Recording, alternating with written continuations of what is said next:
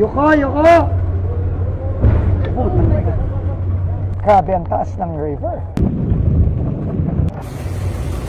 Naalala nyo, walang plano dito dati, di ba? O ito, may plano na talaga to. 1 kilometro pa mahigit.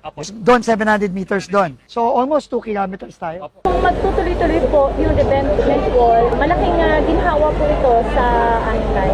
Gagayahin nga natin to kasi clearly dito, nagwo-work eh. Opo. 1964, nandyan na yan. 60 years na daw yon. Nakita nyo, nakatayo pa. Hindi masyadong pinapasok itong poblasyon. Ganyan dapat, so tutuloy-tuloy yan. It's an old solution that works. Paulit-ulit yung Pangulo natin. Gagawin natin ang tama. Papantayin natin dito sa poblasyon, hindi ke, yung pumping station, magdadagdag tayo ng mas marami pang bomba, tuloy-tuloy pa rin yung dredging natin. Ang pakiusap po natin sa mga kababayan natin. Maraming mga bahay natatamaan. Alam kong mahirap yung hinihingi namin sa inyo, pero kayo po'y mababayaran ng tama. Meron din po kayong pabahay.